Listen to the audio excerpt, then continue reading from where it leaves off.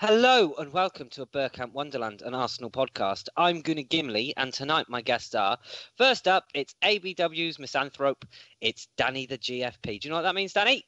Misanthrope? Yes, that's the one. It means I had a thrope and I missed it. You only know it because you probably Wikipedia Googled it and asked Jeeves. No. What's it mean then? It means somebody that hates everybody. You're right, though. You do hate everybody. I've got new trousers on. Have you? Yeah, I told you about them, didn't I? 4 pairs. You've been rotating 4 pairs for 20 years. 14 years. Well, it's not much better, is it? It's 6 years better. That's 25%. Did your mum not even send you new trousers for Christmas? That's terrible. No, Santa leaves me them, those big baggy red ones. Oh, probably just about fit, didn't they? No, I couldn't get one leg in them. Oh. It doesn't matter. I rang Santa and I complained. Do you know what he said? I don't know. Ho, ho, ho. Oh, Jesus Christ. It's a bit early for the Christmas jokes, but we'll proceed. It's Diwali, though, isn't it? Happy New Year, Diwali, people. Yes, Happy New Year. New Year in October. What you playing at? Danny. It's not right, is it? Someone sent us a DM on the podcast account. He went, Happy New Year. But it's bloody October. What the fuck are you on about? He went, it's Diwali. I went, oh, in that case, Happy New Year. We got a question from him later. Yeah. You should tell people about the message that you got on Xbox Live. I put you on the spot. Yes, I did. Go on. Bless him. He's only. We're all a little bit unpolitical correct on this podcast. I don't know if anyone's noticed. It's for entertainment purposes. John's comment. Not all of us. No, David can't. He's a gentleman. But John's comment at the weekend that midfielder looks like a war criminal, and then someone pointed out that he was Croatian, and they've only recently got over their issues. And he went, "Oh, I didn't know that." So we often make these little faux pas like that. But someone sent me a message on Xbox, bless him, said, "You shouldn't let them take the piss out of you being in the chair." I said, "Well, if I didn't want them to, I tried to reply, but then I pressed the wrong button on my controller, and it went back to no message. So I haven't replied to him." And then I said, "Oh, we will take the piss out of everything on. If I didn't want them to, believe me, they wouldn't." And he ended it with, "You need to stand up for people in wheelchairs." I'll leave that there. Next up, ABW's very own raver, it's Geoff Arsenal. Hello, Geoff. Oh, hello, Kim. I'll tell you what, that intro's been brilliant, mate. Very, very funny. I swear to God, different class. It's the show that keeps on giving. How you doing, Kim? You all right? I'm very well, thank you. And yourself? Where you been raving out this week? Last weekend I was at the Glitterbox rave in the Ministry of Sound. I think I got out of there about 7:30 in the morning. Bang on. Gimli, didn't you offer to send me pictures of your glitter box, or was that something different? No, that's my chocolate box. Geoff, did we hear before the pod you wandered off to do something? Did we hear you shout, "Get down, dog"? Yeah. You couldn't write it. Well, that's got to be included in the extras. You know what? I brought in because I know Dave's a favourite of. I mean, he does. Apparently, he does a great. What do you call it? Me, doesn't he? So I thought I'd bring it in.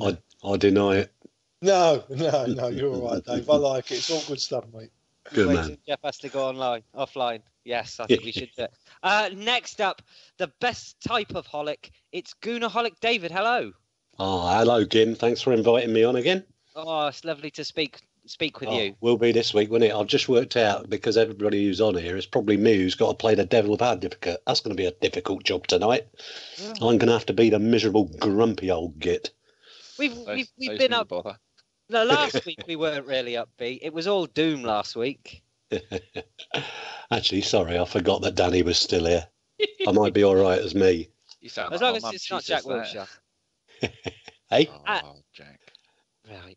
And finally, planes, trains and automobiles, it's Karl.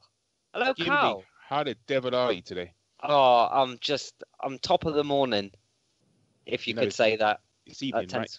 Yeah, 10 to 8 in the evening. I know. But we're good. I feel like I'm in the presence of royalty. Like, I'm on with David. Like, I remember when I met him the other day, that I couldn't stop smiling. I genuinely he's the most loveliest person you'd ever meet, and now I'm on a podcast with him. Flipping brilliant. I'll give you the fiver later. I owe you a already. God, Geoff, I wouldn't take that. Isn't Jason the nicest person you could ever possibly want to meet? Maybe the scariest, but not the nicest. You never know when he's going to unleash some Welsh justice. Exactly. It's true. And now we're going to head over to Danny for all of the scores across the board on a loan watch. Oh, loan watch. I don't care about the loans. People, there are kids on loan. Well, that you are can thinking, pick one. What? I'll let you pick one when we get going. All right, so we start off with the under-18s. We lost 2-0 away at Leicester. That's a bit sad, but we're still 5th in the league out of 12, so these things happen. And sadly, the under-23s, I say under-23s, you shouldn't really call it that because they weren't. They went to the scum and they lost 3-2.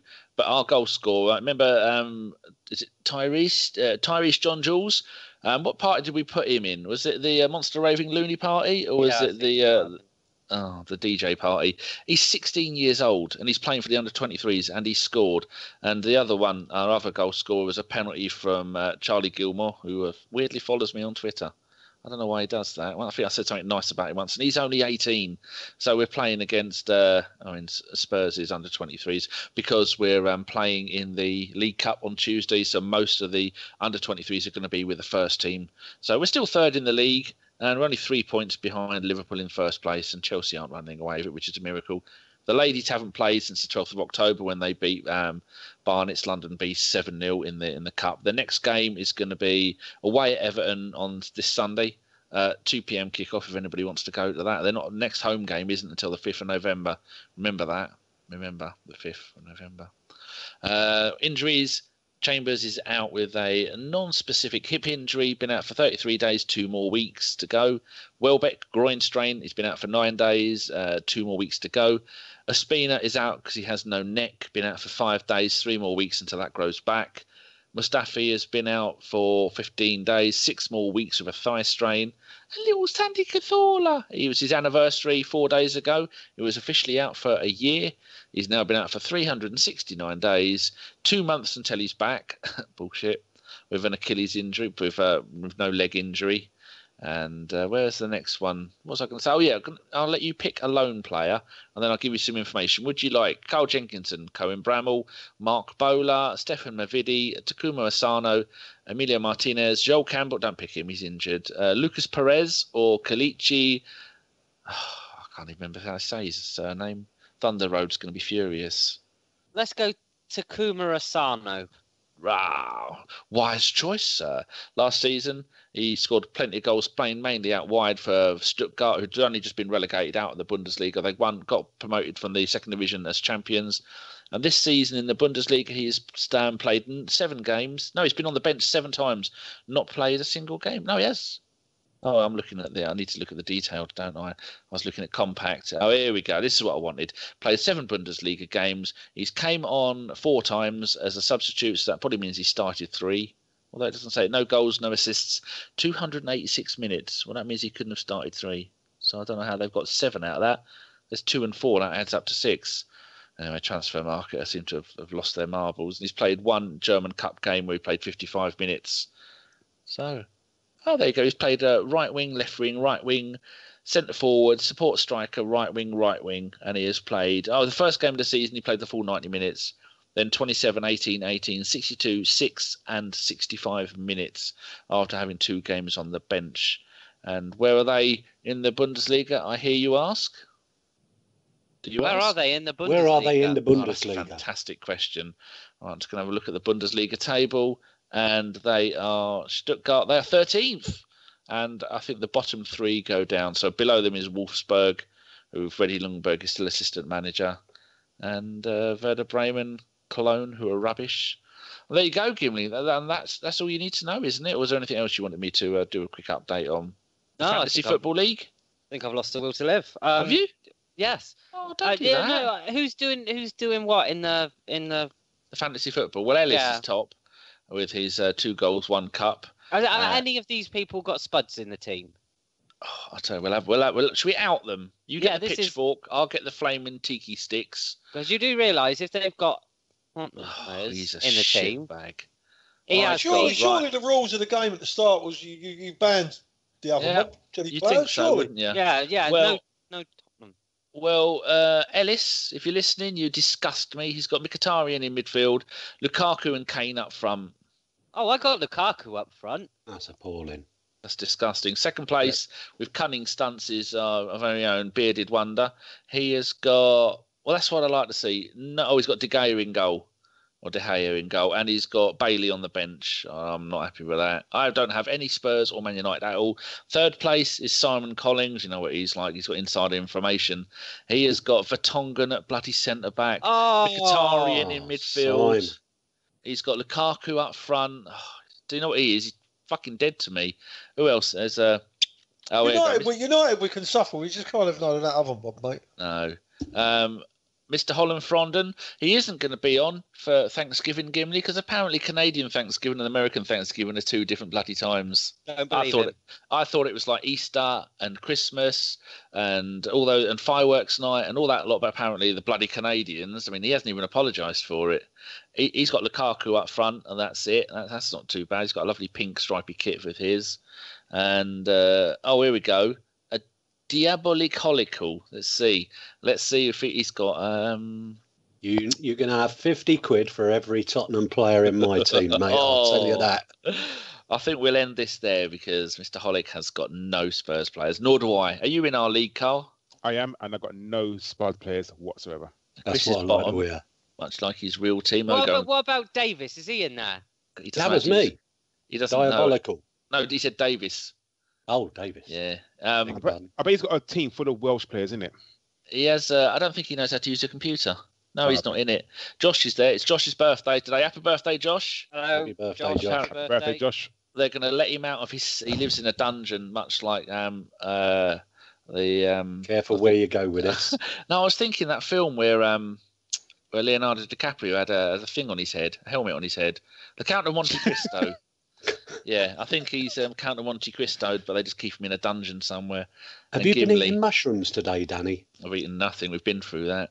Might be on the extras. You never know. And Gimli has got Lukaku up front. But Gimli, how many times have you changed your team since the opening game of the season? Oh, 0. Why is that? Why is that? Because you have confidence in your predictions. No, because I stick to my guns. You stick to your guns. Go on then. Yeah. I'm all done. Lovely. We'll continue the show then by talking about our 1-0 win away to Red Star Belgrade. I'm not going to say what the other pronunciation of it. It's futile. On the surface, fans may have expected more. Is that something you'd agree with, Karl? Yes, I did. I went into the game thinking I didn't think we were going to batter them because tricky away European ties are not our forte. It's not something that we do well, but the team that we put out, I thought, was good enough to beat them more than 1-0. We tended to not play very well. It took us a very long time to get into the game. We just didn't feel the game. You could tell that we was almost nervous. The front three, I think, were obviously all international, so they should have felt comfortable. And like Danny was alluding to before the game, they're not rubbish in their league. The problem is that when you hear of a European tie and you're not familiar with the team, you automatically think, oh yeah, we're Arsenal, we're going to go over there, we're going to roll over them. But it's not the case because unfortunately, European football is not just simple anymore. There are teams out there that you haven't heard of that are quite good, and especially when you're going away to their ground, hostile atmosphere, it's just something that we're not almost used to in the Premier League. But going forward, I genuinely thought we was going to maybe do 3 or 4. I thought maybe 2 or 3-0, but we just found it very, very hard to find our rhythm. And it was obviously absolute brilliant goal. Like I thought it was a brilliant goal. I really did. I've watched the goal maybe 3 or 4 times, and it gets better every time you watch it. Every time you look at the goal, it just gets better and better. The interplay between the 3 players, I think, was absolutely brilliant. And the fact of the matter is, no matter how bad you play or whatever, the fact of the matter is we came away with the 3 points, and that's all that matters, really. I said on the radio. They've lost 1 in 27 in home games in the league, and that was to Partizan Belgrade. The last time, other than that they lost at home was May 2016. Wow. So that leads me on to the question. I mean, they've won. What Danny just said there. We put Nelson, Willock, and Maitland-Niles in the starting lineup. David, do you think that was risky to go over their hostile environment? Obviously, they're on a run of games. And, this kind of game to them is like a cup final. It's not every day the Arsenal rocks up, is it? I think it depends on your definition of risky. I think he was looking at the fact that we've played 2-1-2. What's the worst thing in the world that can happen if we lose to a half-decent Red Star side? I don't think the team went over there prepared for a comfortable victory. I think they knew well what they were going into. And it was a tough game, and we did actually make a decent fist of it, I thought, given the side that we had out. So for me, no, I thought we were prepared to surrender the points, knowing that we've still got to play them at home.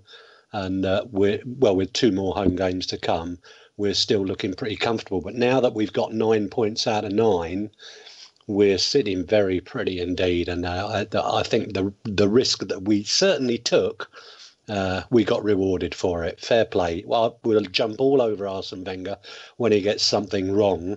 I think this was something he got right. Geoff, what do you think your reasoning was for the starting lineup? Do you think he was preparing for a tricky trip away to Everton, because that's never an easy game? Or do you think it was simply just to give the youngsters a run out? Because like David said, to drop 3 points there, yeah, it would annoy the fans, but in the grand scheme of things, it's not a massive blow. No, I agree with that, but I do honestly think he's got confidence in them young boys, and he wouldn't have, pardon me, he wouldn't have sent them out there thinking that they were going to, relinquish points. I think he sent them out there knowing that they had the ability to win the match. And as it happens, it's turned out that way. I mean, you got to remember. I know what Karl said, and he's quite right. A lot of people think, I've never heard of that team. They are a famous old team, Red Star. Don't worry about that. And a difficult game it was. You're playing against a team that's like Danny said. I think it's unbeaten at home, league and cup, for something like 40 games or some madness. Now they're top of the league out there, apparently. You're playing a team that have a winning mentality, and if they're as fit as you, and we've got an inexperienced team out there. I know it was always going to be a difficult match. Like I think Dan said or something. It was like their cup final. Arsenal, great big European team, go out there with how famous we are and everything else. Champions League team, so called. So I think it was a really, really good result, and I think the boys done a terrific, done really well to get out of there with the 3 points. And there was some, what should I say, experience in the team in the terms of Walcott and Giroud. Now, we'll go to you, Karl. A lot of people said that Walcott and Giroud were anonymous on the night until, obviously, the link-up for that goal. They weren't as good as what they could have been, were they? You're mute, Karl. See, this is what happens when you give the young kids a chance when they come up. You know what I mean? You've got one job, Karl. Fuck's sake, fix that. Did it on the radio show on Sunday. Oh, no, I'm in good company. Yeah. All right. Back in the room. What we wanted was an easy, smooth game. And you think of internationals, Walcott and Giroud. Giroud is a French international starting striker. Theo Walcott is an English international. We wanted them to go out there and almost express yourself and almost stake a claim for a first team spot, because obviously they're not first teams at the moment, and what's going on now is they're not being picked for the Premier League game. So these are the sort of games that you're wanting them to shine in. They're the sort of games that you think, okay, I'm now going to express myself to show Arsene Wenger how good I actually am, so I can stake a claim. And it just didn't seem to click together. It just seems that, for me, it seemed like they were being a bit selfish. They wanted to express themselves so much. They were just thinking about themselves. So all they wanted to do was try and score. The simple passes that were on, they weren't doing it because maybe all they wanted to do was try and get the name on the score sheet. And as the game went on, I guess like the rest of us, I was getting very frustrated. All I wanted them to do was just establish the game, get a grip of the game, and just play the way that they should play. Theo Walcott is one of the fastest people playing football in Europe. Use your pace. Olivier Giroud, he's got strengths as well, but again, we weren't playing to their strengths. It was Giroud coming deep, just not doing what he's supposed to do, and it was frustrating. But at the end of the day, they got together at the end of the game and they did what they're supposed to do and linked up very, very well and scored an absolutely brilliant goal.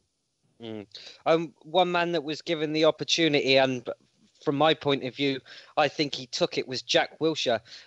David, did you see parts of Jack Wilshere on that game? And we all talk the familiar Arsenal term, which is Wenger ball.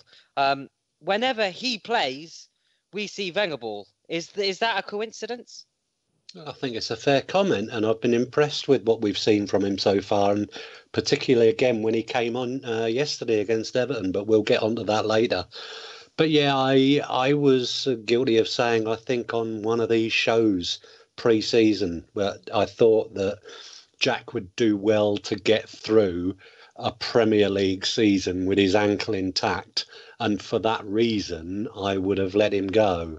And kind of, as I've written tonight on my blog, I'm preparing to eat some humble pie because I hope I'm wrong, because he brings us something that nobody else does. He has a desire in the midfield. He has an urgency in the midfield. He makes us click a little bit. And the other one on the night, who shouldn't go without mention, was Reiss Nelson, who may be part of the reason that Theo Walcott didn't get the opportunity to shine, because Reiss Nelson he absolutely owned that right flank. So yeah, both Jack and Reiss Nelson, I think, contributed much to the good that we did in Belgrade. I agree with you. Geoff, we'll go to you now, continuing the thought on Wilshere. What do you make of him? Do you think he's got a future in this team, injury-free? Well, sadly, I more or less mirrored what David said. I think I did also on the podcast think that I thought more or less wrote him off, and I'm ashamed to say it, and I hope he proved me wrong. But what I've seen so far this season, honestly, he's been an inspiration, mate. Because, like David said, he gives us something that we haven't got anywhere else in the team. I love it, the when he gets the ball quite high up the pitch, in the centre of the pitch. He's got that ability to just run at the centre of the two centre halves, or one centre half, or three at the back, or whatever it is, and that causes chaos. Normally, all these teams, they know exactly how we play. We go, we just pop it along side to side and try and find a way through. We haven't really had someone that runs through the centre of the pitch at them since maybe Thomas Rosicky or even Alexander Kleb. So having Jack back, and the form he has shown, has been superb, and if we can keep him fit, mate, he could really, really help us out and make a right fist of it this year. And Karl, Martin Keown came out and said that Jack Wilshere put his stamp on the game and gave us something that we don't have when he doesn't play. Now, what do you think that Keown meant there? A grit and determination, and the fact that, like Geoff alluded to, someone who just runs at defenders. We don't really have that in the squad. We don't have someone who can just turn on the sixpence and just drive at the defence and push another team back. Giroud, with all his strengths that he's got, he's not the sort of striker that will do that. Theo Walcott doesn't seem to use his pace enough to get on the ball and just run at defenders. And you think to yourself that with all these attributes, that's what he would do. But Jack Wilshere does it. Sadly, you're always waiting for Jack Wilshere to get fouled when he does it. And every time he does get fouled, I'm not the only one who winces. I look at it and I think, oh shit, like I don't want him to get injured. I'm winning him to do so well. I just don't want him to get injured. But it's what he does. He just drives other teams back. And if we had a few more people like that in our squad, then I think we would do so much better. But Jack Wilshere, for me, he's, just like David and also Geoff, I was also thinking to myself, maybe he should go because he's not going to get in the first team. I just thought to myself, he's not good enough, because he was always good enough, but we need someone who's not injury prone. Arsene Wenger has shown so much faith in other players, over the years, and you just think to yourself, now's not the time to do it. We're quite a way behind the Man Cities and the Manchester Uniteds, and we just need a team full of really good players, and players who are ready to commit, and players who are good enough to just come in at any time.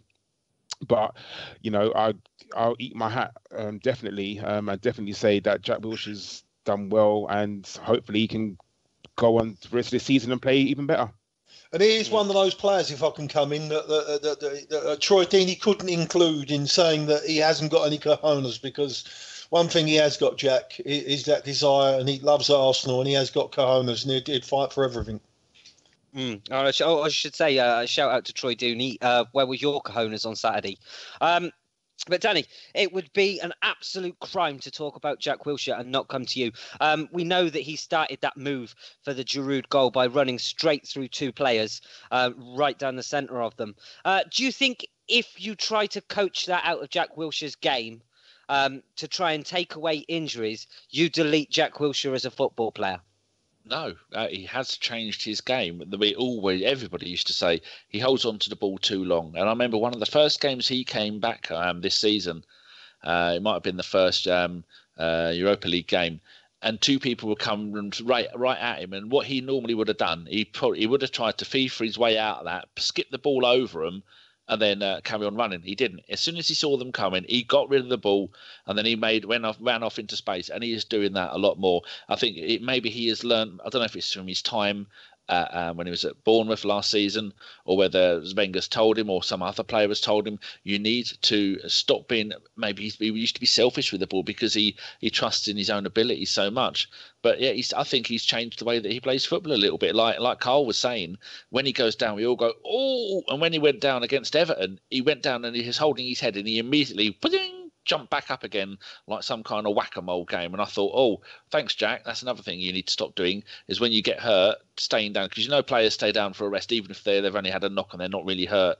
Don't put us through that, Jack, because everybody is behind you. Everybody wants him to succeed, and I've been saying ever since everyone else has said no, that he's not doing it for the last couple of seasons. I said he'll be back. I mean, I didn't know. It's the only thing I've ever predicted that is right. If you ever look at my predictions, I'm always wrong.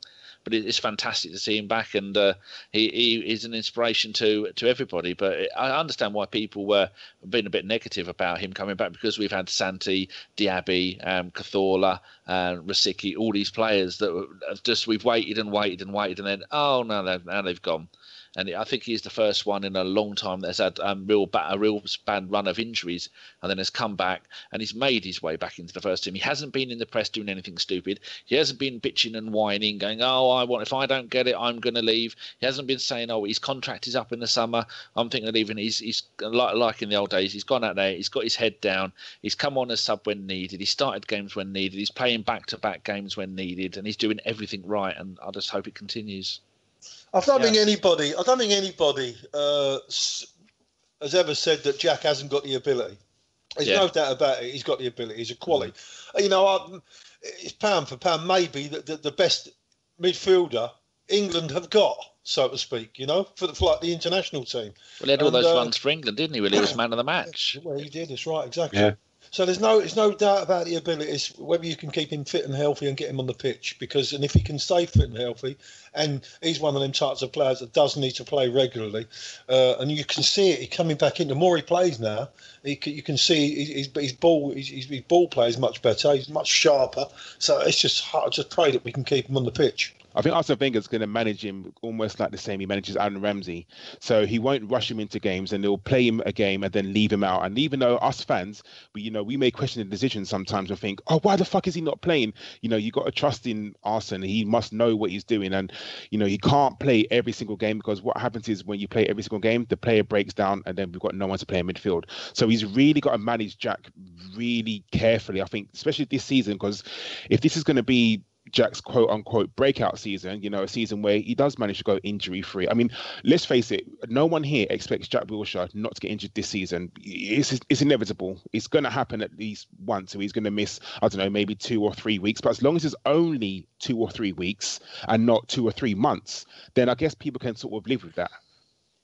True. I think it's not just that, though, is it? We saw in the under-23 game, the reserve game against Man City, I think it was Man City, he is a target for people. And the way that bloke came in from behind and had no intentions of going for the ball, he's got to cope with that as well, because people will know that he can be such an amazing player and such a threat, and they're going to want to take him out. And if they know that he's a little bit hot-headed and he's a little bit fragile at times because of his past injuries, then he's going to be a target for people. That's why in the old days you'd have had someone like Vieira there or Adams, who, if someone would have gone and given him a kick, those two would have gone on and sorted them out.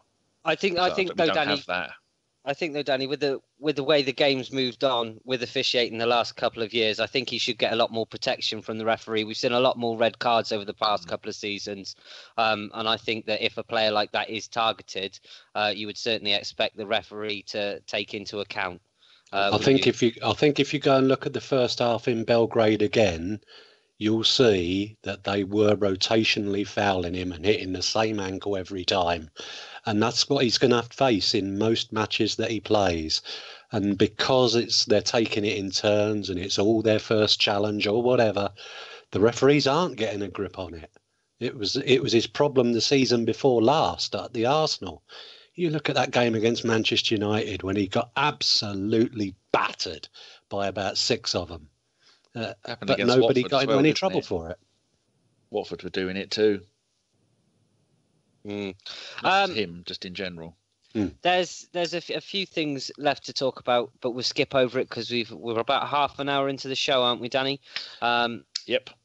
So the first thing, David, I'll come to you. Elneny, Debuchy and Holding as a back three. What were your thoughts on seeing that for the first time? Was it a little bit 50p, 20p, 50p, 20p?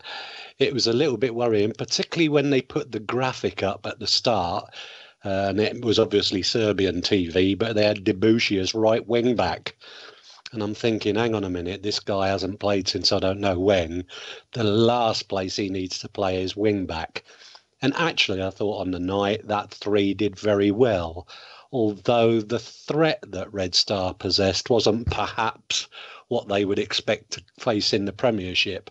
There was a lot of talk about, was it the fella who was Bokier or something up front, the Ghanaian international who scores a lot of goals in Serbian football. But in fact, he had a very quiet night against them and they dealt with him comfortably.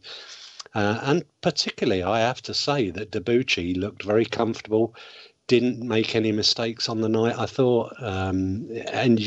That's handy now that you've got like Norwich City coming up tomorrow and we're a bit short in the centre of the defence if we're going to play a back 3 again. So, yeah, I think everybody would have been a little bit concerned looking at that before the match. But with the benefit of hindsight, I thought they all did very well. Good luck to them. Okay, is there anything else anybody wants to include on that or anything from the game that you'd like to chuck in? Although we haven't talked about Giroud's goal. Geoff, Giroud's goal, out of all the goals you've seen him score, was it one of the best?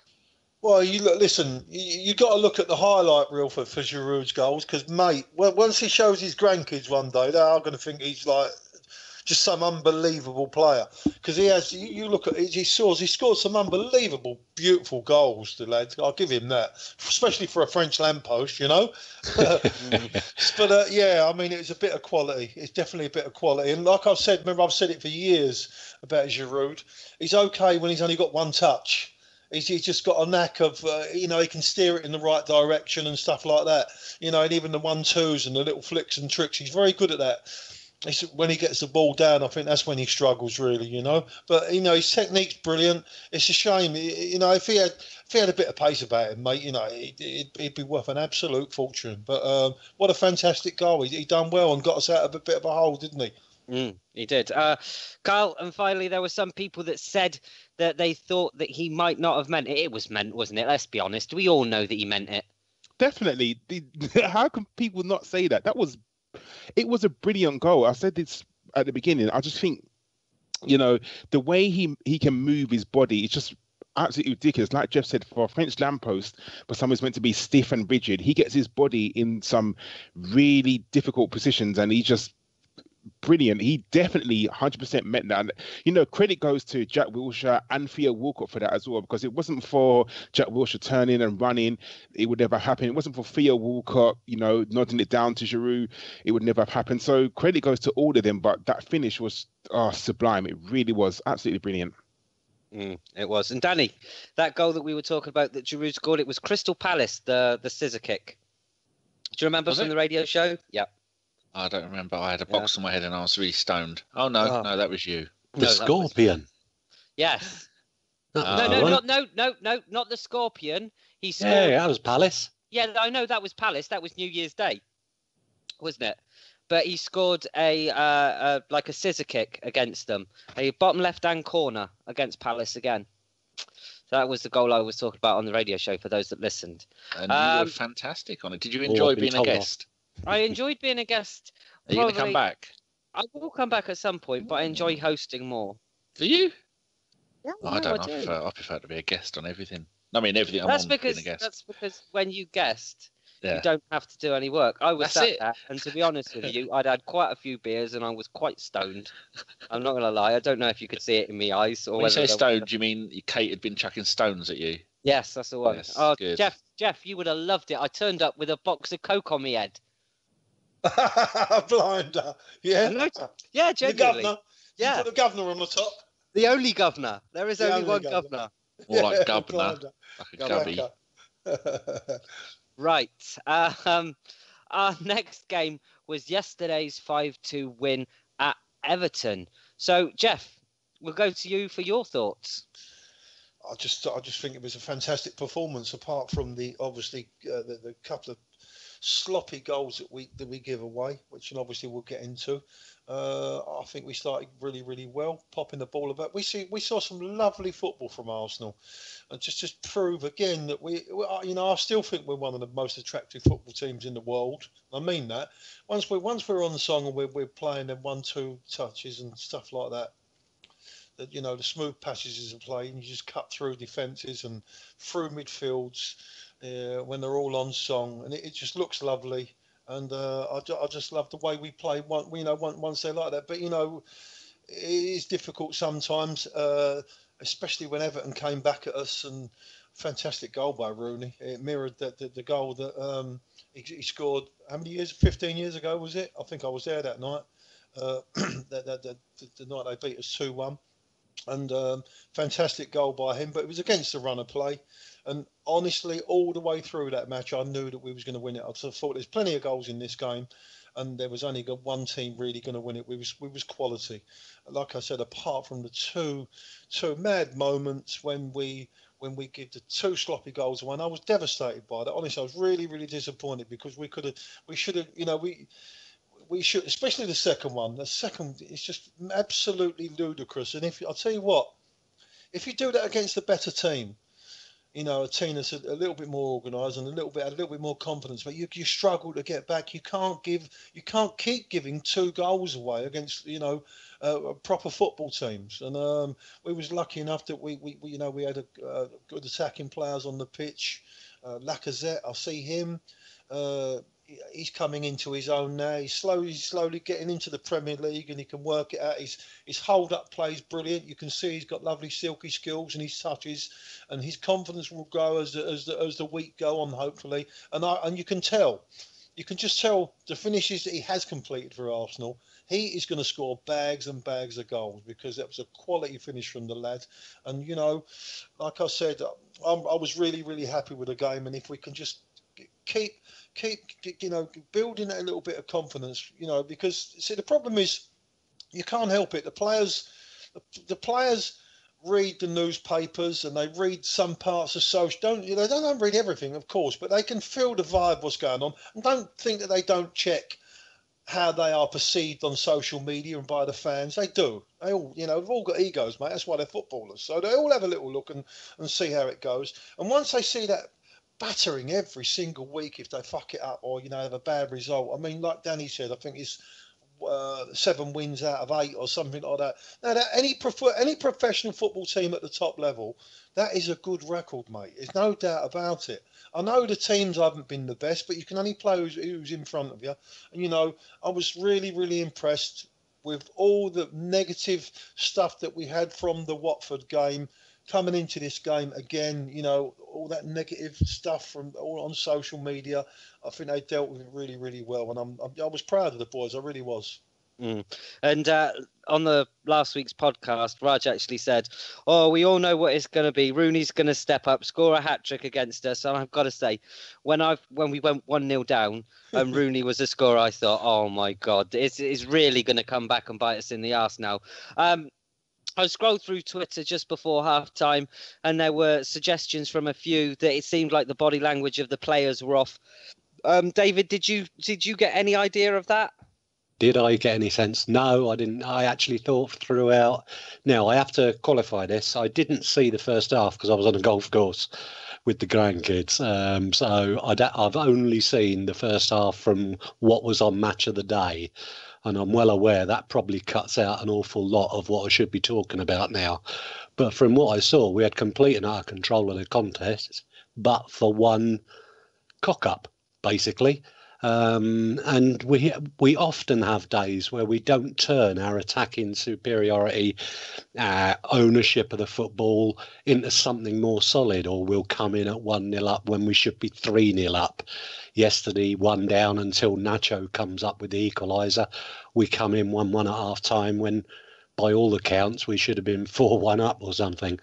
So I think it was part and parcel of the game. I think we're looking for things to pick on every 5 minutes of every match. And that's the nature of social media, and I understand that. But I think you need to take that little step back sometimes. And if you look at it over the 90 minutes, then you get a completely different impression. And Karl, it seems like Monreal goals come like buses. Pardon any kind of travel-related pun. And in that, he also overtakes Chamberlain's EPL goals for the season.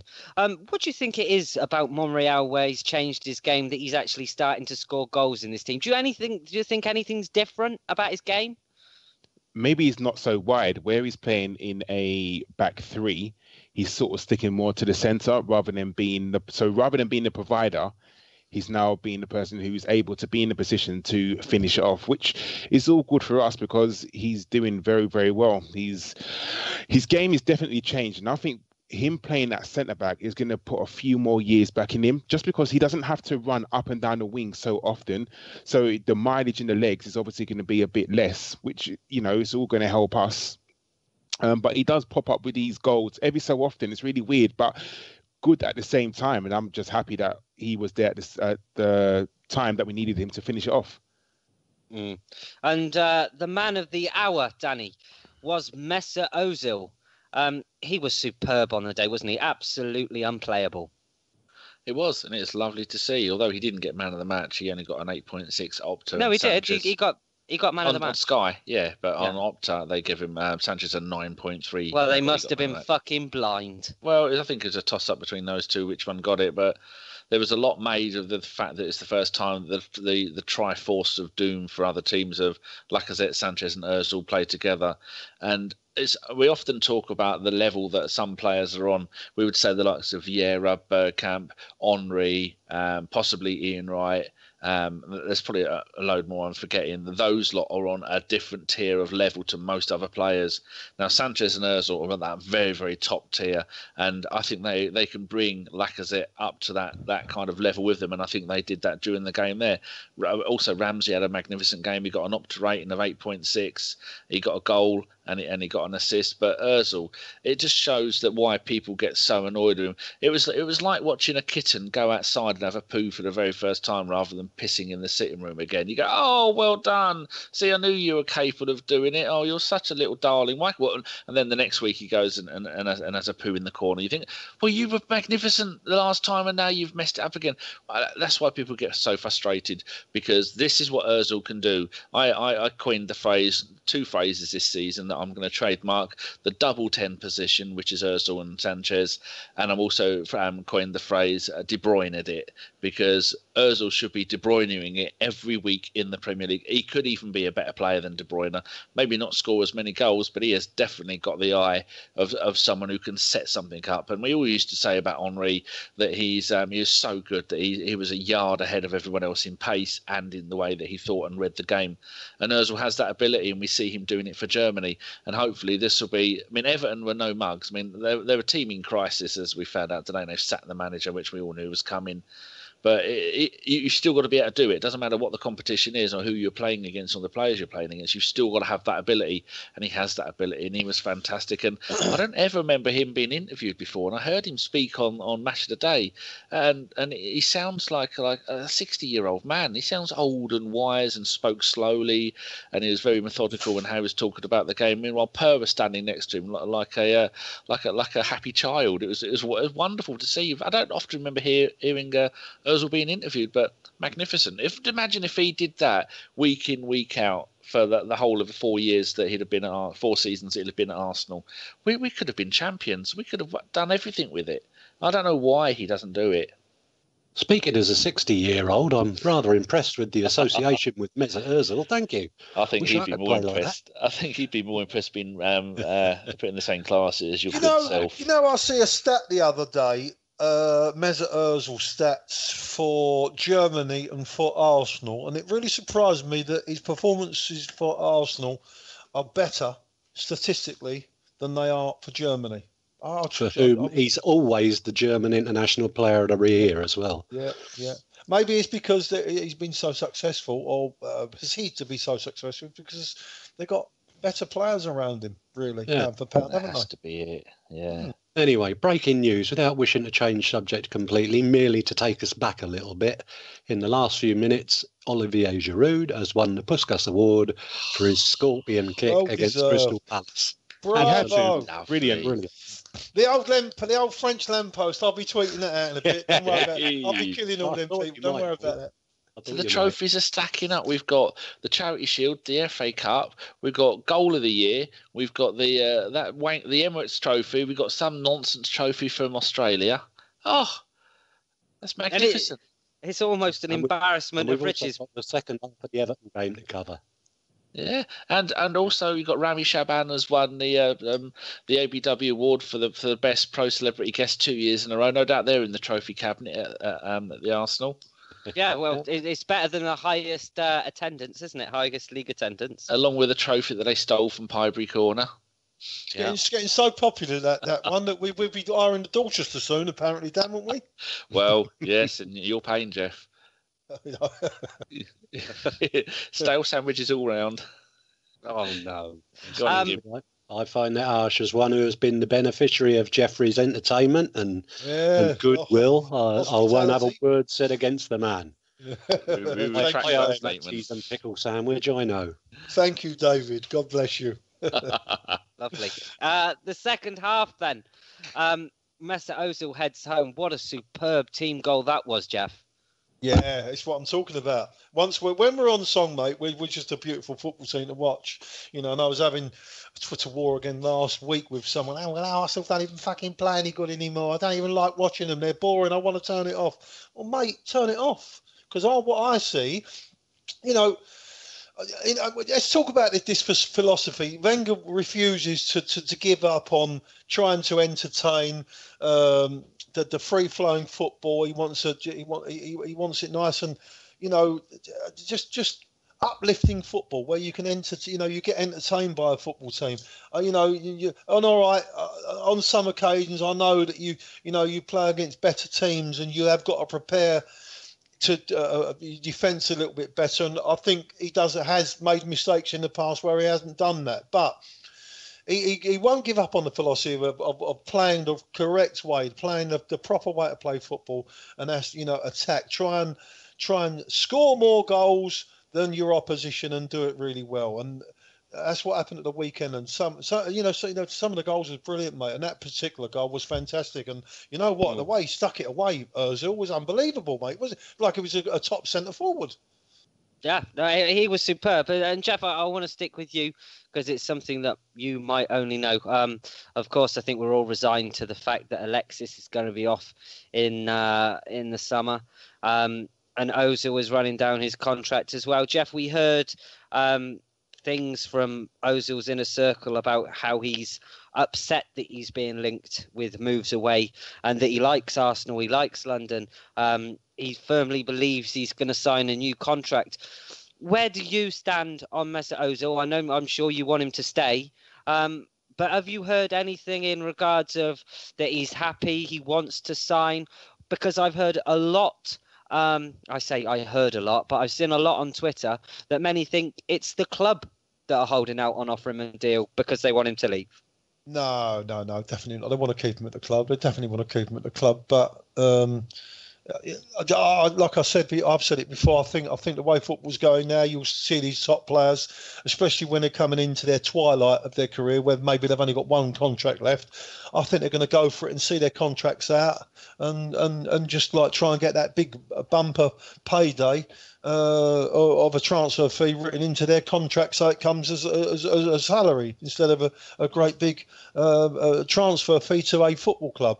I think that's the way they're going to do it, and I don't know whether or not that he's definitely happy in London. He's really settled. He's happy in London. He's happy at Arsenal. There was a lot of talk about he was maybe unhappy where we haven't made the right type of signings, and he allegedly was unhappy with Wenger. That's all bollocks. He wouldn't be unhappy with Wenger because we haven't made the right signings. He might be unhappy with the club, but it's not necessarily Arsene Wenger. Arsene Wenger definitely wants to make those signings. For one reason or another, we haven't made those signings that we to take us to that next level. As rumours are going round that we have got money, but we haven't got the money that the fans think we've got. Okay. Do you think that fans should almost be grateful? Because, again, we are talking about the same comments they were saying about thus far. He's been renting a house in London, and in the last couple of weeks, he's actually gone out and spent some coin on one. Should we be hopeful? Is that something that should maybe make us believe that he might stay further than the summer? I don't think that's got nothing to do with it at all, to be perfectly honest with you. The London property is always a good punt for anyway, especially, wherever the area that he's going to buy in. No, I don't think that'll make any difference whatsoever. I don't think he'll go to a British club, though. He definitely won't go in. He won't go in the Christmas window, the January window, to a British club. If he was going to go. If he was going to go down that route, I mean, people are talking about Manchester United. I don't buy into that for one bit, but people are talking about Manchester United. If that happens, it would be at the end of his contract, not at Christmas time. I can't see that happening. I can't see Arsenal selling to another UK club. I was even surprised them accepting a bid for Sanchez if that did happen. On the last day of the season, I would have been highly surprised about that. But that, I think, would have been confident in that we'd either get someone back or we would close the Lamar deal off to cover him. But listen, Mesut Ozil, for me, I think he's a wonderful footballer. And so again, like Sanchez, I almost find him undroppable because he can change a game. But fucking hell, mate, he does frustrate me. He does frustrate me. He's a passenger when we're under it a little bit. He don't really do when I say, I know he gets in positions and stuff like that, but you don't see him crashing into tackles, and he's not one that you'd pin something on if he was in a war, mate. I don't think, he's not that type of player, and I wouldn't want him to really play that way. And I'm contradicting myself a little bit, but sometimes you give £42 million for a footballer, and you do expect a little bit more from him. And that's maybe me. That's how I see it. I love him, but you know what? If he can't really do it for Arsenal, then maybe we've got to look to play somebody else. I think it's an interesting one. So I'm going to chuck this question around. And David, I'm going to come to you next. Do you see Mesut Ozil staying? And if not, where do you see the future lies for him? Obviously, I haven't got a clue. I'm not part of the in the know group, as it were. Everything's yeah, exactly. But everything's screaming at you that the player isn't likely to be around next season. And I don't blame Mesut Ozil for that, and I don't blame Alexis Sanchez for that. The club have allowed the situation to arise where they have been allowed to run their contracts down, and if they go to another club in the summer, they will trouser the transfer fee, which is why Geoff was talking about he can see the system changing a little bit in the future. So, the answer to that question is no, I don't know, but I don't think either of them will be with us next season. I would differ with Geoff on one point. I have a feeling that if we were offered some amount of money for either of them in the January window, let's say you're offered 20 million for Alexis by Manchester City, which I don't now see happening. Manchester City don't need him this season. They're running away. I know we've only played 9 games, but they look a good bet for the title without him. And in fact, he may disrupt the team ethic there. So if I was City, I'd be very wary about taking him. But I'm getting away from my point. If we were to get a £20 million offer for him in January, you have to look at, Geoff was saying we haven't got a great deal of money or as much money as the supporters think we have to replenish the team. But we'll be replenishing the areas in which we are already weak next summer, plus replacing Alexis Sanchez and Mesut Ozil. So that money becomes spread even thinner. Now you're talking about not being able to buy the level of player that we've been used to signing. So, yeah, I would be all for, not all for, but I would understand if we did take a reduced fee for either or both in January on that basis. The club would still deserve some criticism for the way they've handled the 2 contracts, but they're trying to make the best of a bad job at this point. Does it not? Does it worry you at all? Sorry, boys. Does it worry you at all, David? Does it? Because do you know? To be honest with you, I'm quite resigned to the fact that I'm not. It doesn't really bother me. I'm quietly confident that we'll continue. We're Arsenal Football Club, mate. We'll still attract top quality footballers. And if they don't want to play, then let them go, mate.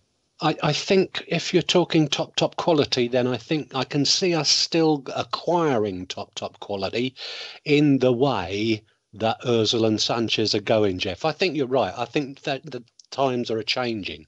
And I think if a footballer doesn't want to sign a new contract with a year or 18 months to go, then he won't. And I think we may pick up some of those in the way that we did with Sol Campbell. Let's not beat around the bush. We got Sol Campbell because we gave him 20 million quid. Yeah. And that was the base. That was the basis of it. We gave him the transfer fee. So, it's happened once. It'll happen again. But we might not be in the market for those players who are still under contract, who are commanding the highest prices. Do you think, David, just before we move on to Karl and get his thoughts on this, do you think the Oxlade-Chamberlain money is being stockpiled for possibly a chaotic summer with Alexis and Ozil leaving? Who are you asking? David. Oh, me? Yes. What were you asking again? Do you think? Do you think the Oxlade... You've forgotten, haven't you? No. I haven't. The question's still there. Hold on. I'm sorry. I'm a bad guest. I've got it. Should you know what? Remind me that when we meet, I will not be stoned. It was something to do with Oxlade-Chamberlain. Yeah, no. Do you think that the Oxlade-Chamberlain money is being stockpiled with the possibility that we're going to lose Ozil and Alexis? Surely £40 million goes a long way to replacing either of those two. Yeah, or however much of that we're going to get. I believe it may have been structured in terms of how much he's going to win at Anfield, and on the basis of his first few weeks there, it will be lucky to get a pint of milk out of him. I was going to say we'll get fucking threepence if we're lucky, won't we? Yeah. Karl, finish us off on the Mesut Ozil point. Where do you see him going? Do you possibly see him staying? Unfortunately, I don't see him staying. I do think he'll leave, just because I think if he's going to commit, he would have committed by now. Maybe he's doing an Arsene Wenger and waiting to the very last minute of the season. But who knows? But on the basis of what's sort of happening now, I don't see him staying, unfortunately.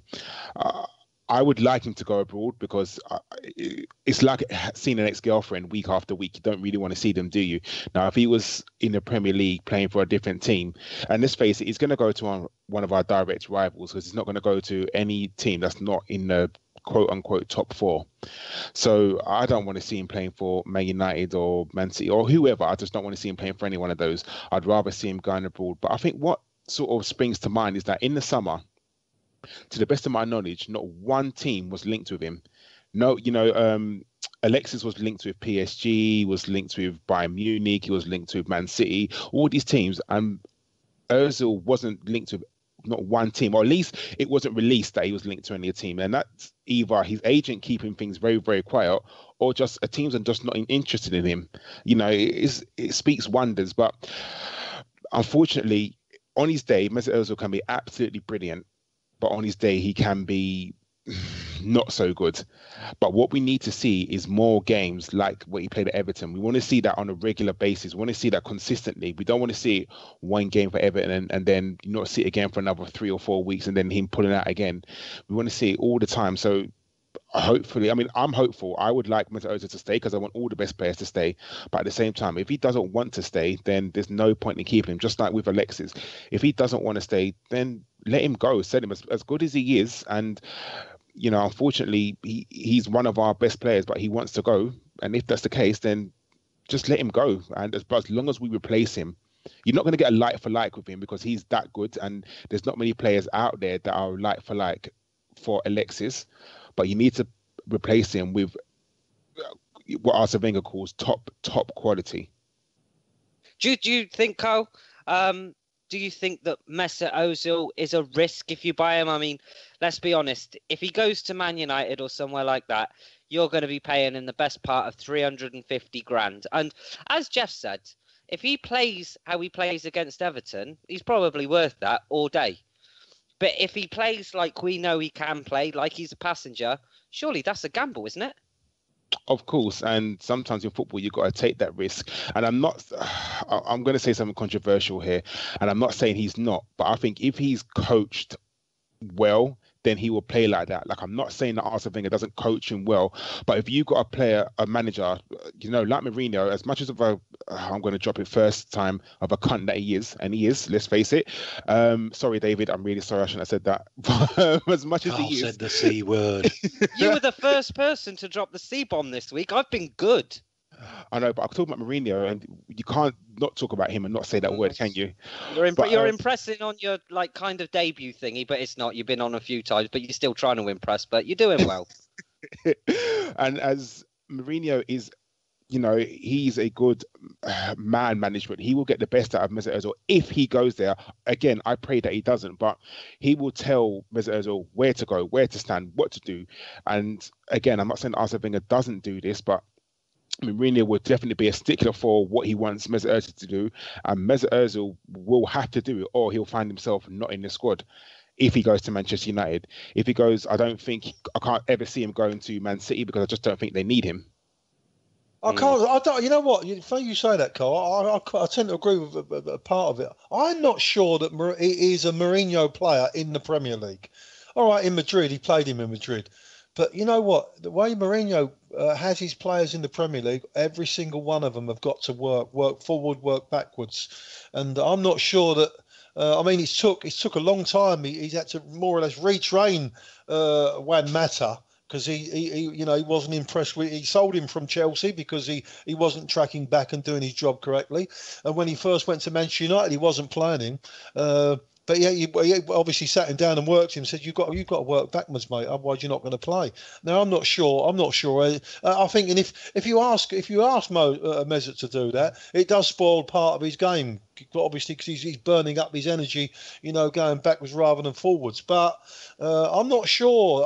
I'm not really sure or unless he's getting up to his dirty tricks again, Mourinho, because they have got the money to just offer him a massive contract just to get him there to weaken Arsenal.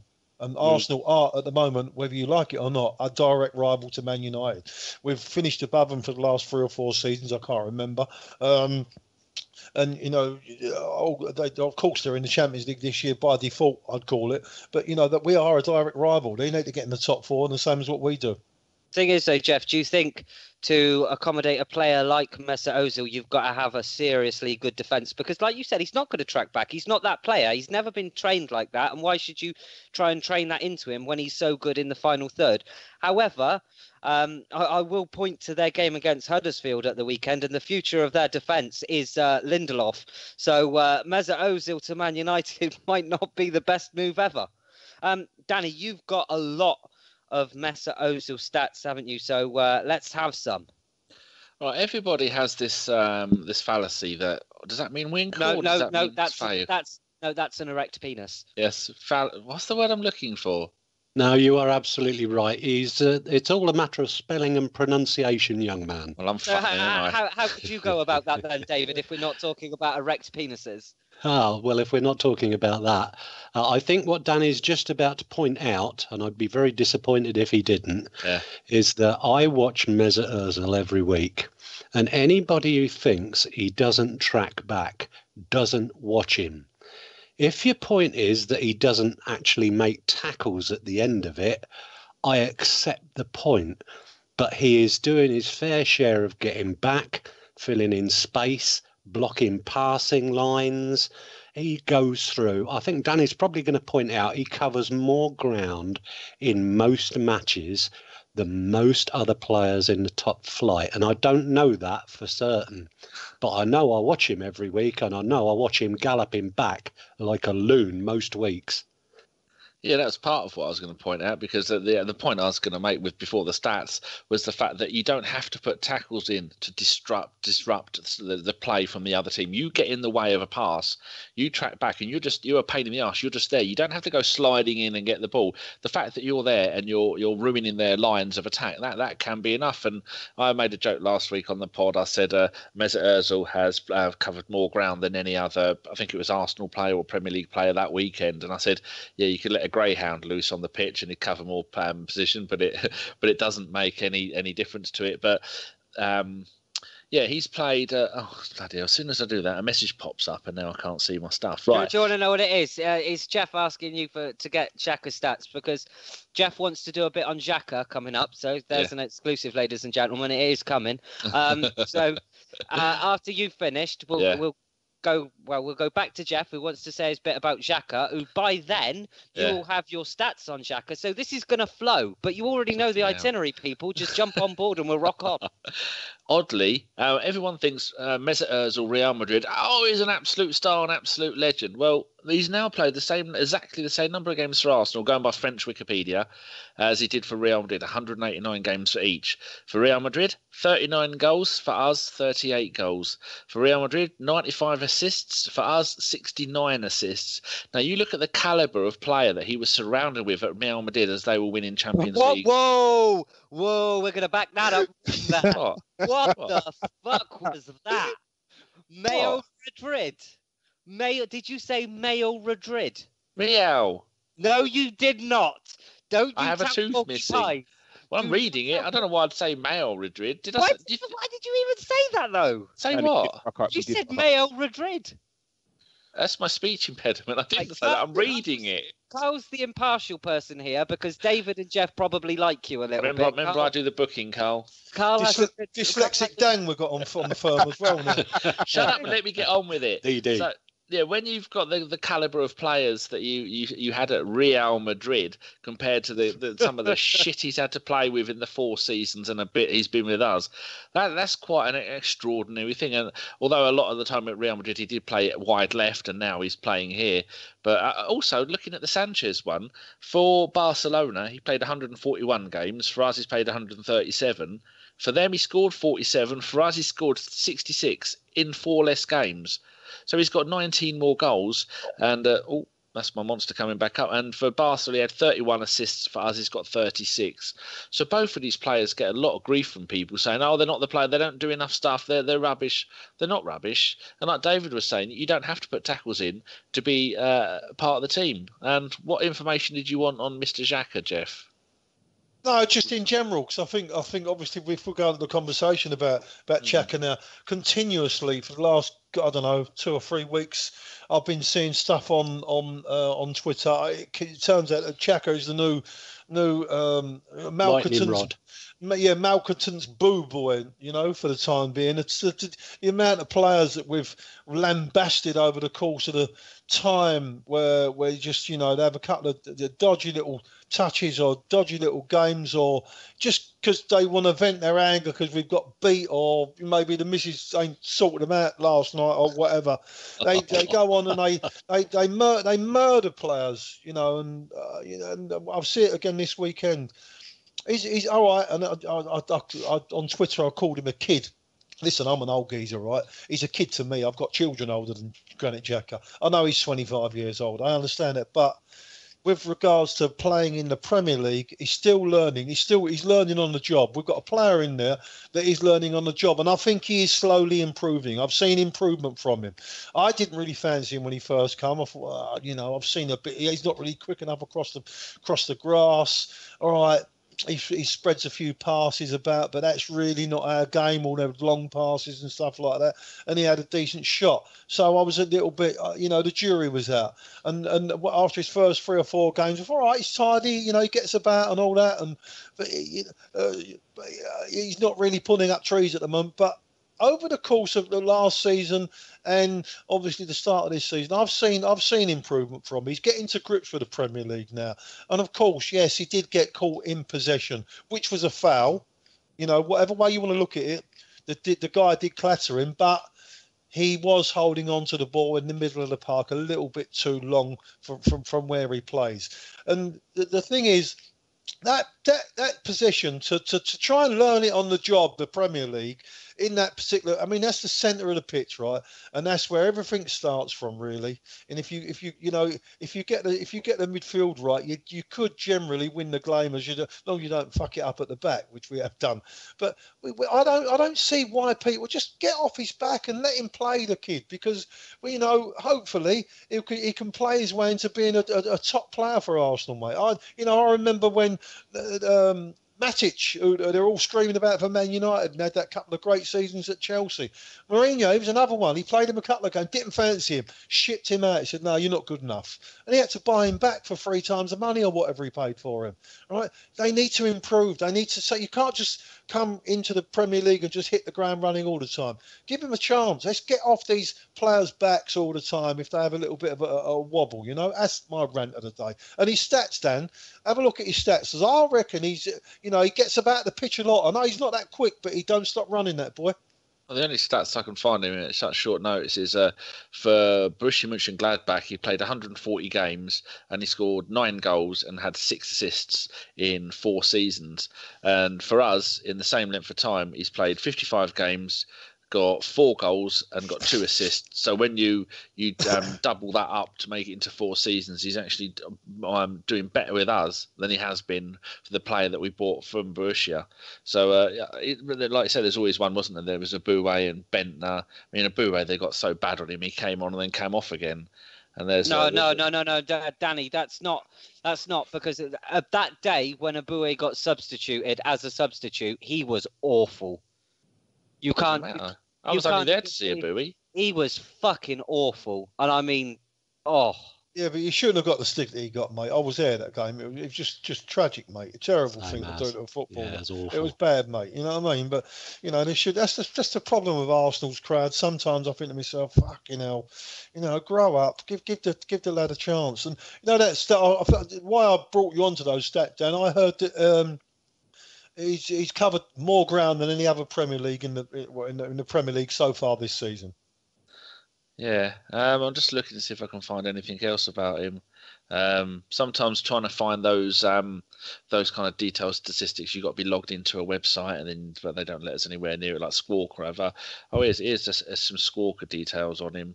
If he wants to load the page, he's got to improve, though. He's definitely got to improve. He's got to improve. The problem is he's going to have to manufacture himself. He's going to have to retrain himself with regard to he doesn't smell any danger. Sometimes you've got to just sit in your position, right, and you don't really get too involved up going forward. It's because you don't want to get caught on the break. If you're 1-0 up, like the Watford game, you saw it. You saw the way he just seemed to let the lad into the breeze into the penalty area. Those bits of his game that he is, like I say, he's obviously going to have to learn on the job, mate. And if he can get them right, then we'll have a complete midfield player. Season. Oh, go on. Oh no, I was going to say. Okay, go on. Okay, this season he's played 9 appearances. He's 43% shot accuracy, 82% pass accuracy. Average pass length is 19 metres. Average duels won is 43. He's only had 1 yellow and no reds from 9 games. So that's part of his game. He's definitely improved. Total defensive errors, 1. And this is from Squawker. Average defensive actions has been 2. Total chances created, 12. So there you go. So that does show that he's playing pretty well. He's had a bit of a drop off since the beginning of the season. He had a bit of a dip after after about games 3 and 4, he had a bit of a dip, and then game 6 he had a bit of a dip. But his ratings are going all the way up. Last game he wasn't too good. It's dropped down to they're giving him a 35.35 rating, coming from 51 the game before that, and the game before that was 38. So it shows a little graph of how all of his stats combined and roughly what he's doing. So started off brilliantly, had a dip after 3 games, and now he's on the up again, apart from the last game. But he's a new player for that position. Plus, he's not a defensive midfielder, and he's not an attacking midfielder. And when we're only playing 2 in the centre of midfield, both him and Ramsey have to adapt from their natural game to do a little bit more defending at times, a little bit more covering at times. But you ask John, if that's J Welsh84 on Twitter, you can go and ask him because he supports Borussia Mönchengladbach. Go and ask him what sort of player he is, and he'll put you right. So yeah, Geoff, you got a good point. Well, Geoff was talking about the Boo Boys there, and it's another Boo Boy, Aaron Ramsey, that seems to be impressing the last couple of months. We'll go to Karl next. Karl, what do you make of Aaron Ramsey's performances? Because he was pretty good against Everton again. He was.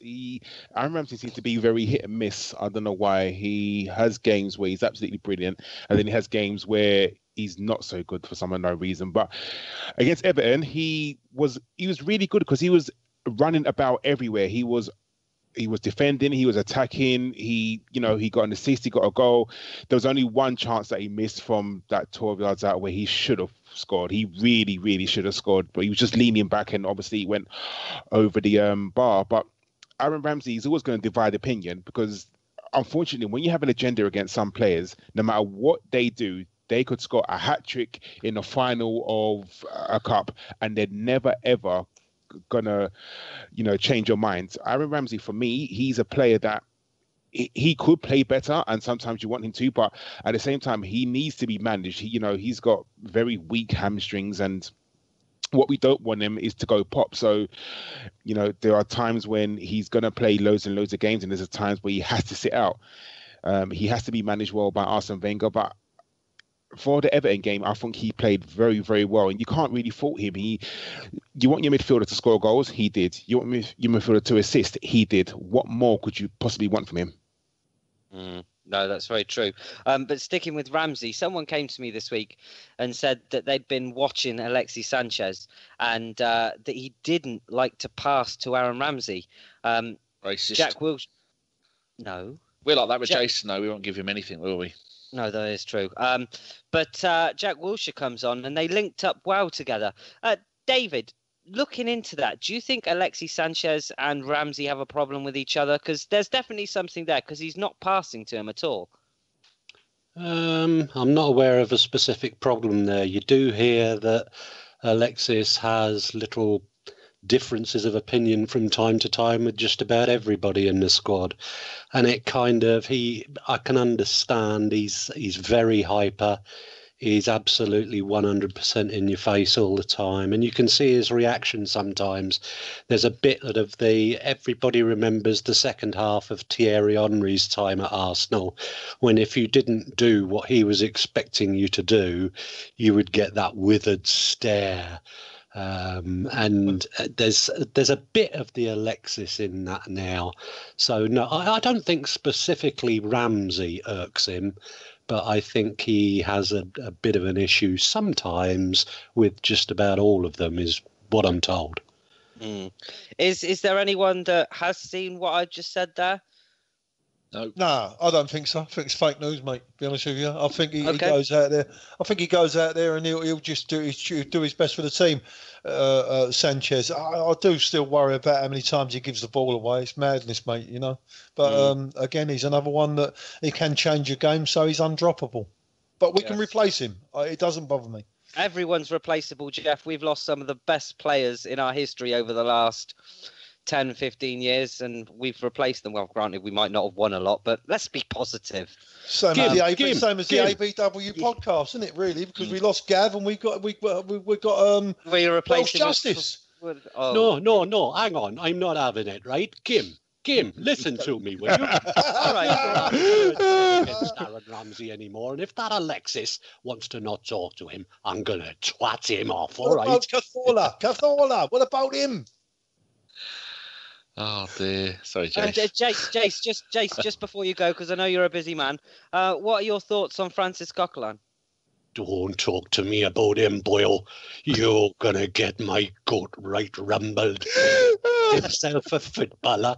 I've never heard anything like it. Oh, Luckily FK isn't here. Did you notice last week I had to bleep out? I had to put some noises over. I did.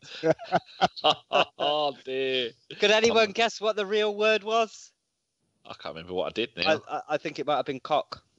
I'm so bad that I don't remember my thing at the beginning of yesterday's radio show about the sunshine until I heard it back when I was editing. I went, fucking hell, did I say that? That was only a matter of hours later. Yeah. Oh, sad times. You did. Right, we will talk about well, no, we won't talk about that's miserable. Arsenal gift Everton a sloppy goal.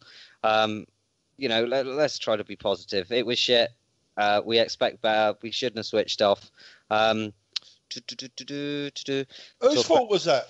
Whose fault was that, though? Xhaka. Lazily, Rooney's goal. He lazily got rid of the first ball. I'm talking about the second one. I'm talking about the second one as well. The second one. I think Mertesacker had a problem.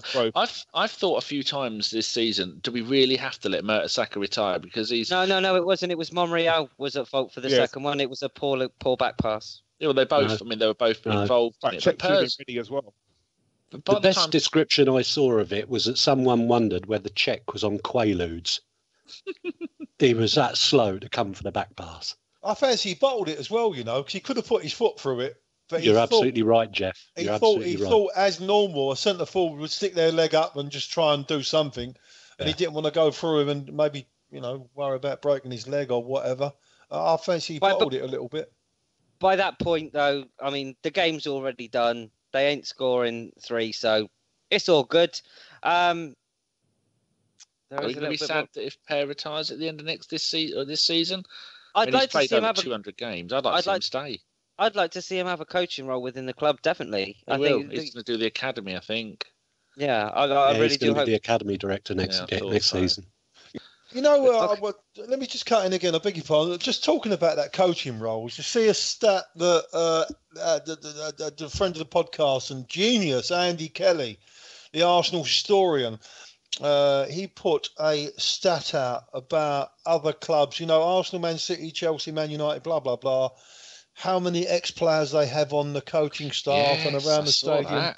All the others had. Man United had 1, Chelsea had 1, Man City had 1, Arsenal 8.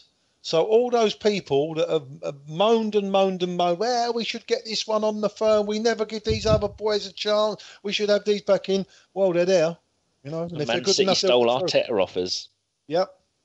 Yeah, definitely some ones going around. Danny. Yes. How long have we got left of the show? We have been going for 1 hour and 23 minutes. Oh, so people shit.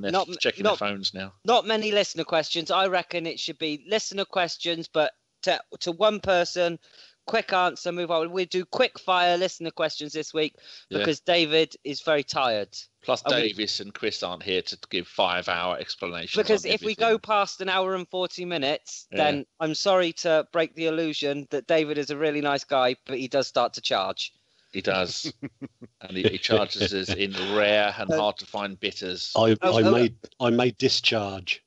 We can't afford that because most podcasts pride themselves on numbers. We make ourselves about 120 quid on YouTube a year, and it all gets invested into the show. So anything that goes to David, we're lacking or we're skimping on quality for our sound benefits. So Danny, crack on. And Geoff skimping on quality having me on here in the first place. No, can't say that. And Geoff has now insisted that no more custard creams, blue stripes. They've got to be the real McCoy, and we just can't afford that.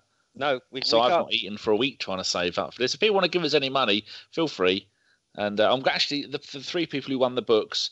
I am going to post them to you, but we're about £12 in negative equity at the moment. Equity, and, I believe it's pronounced equity, Danny, not equity. I said. Equity. You said equity.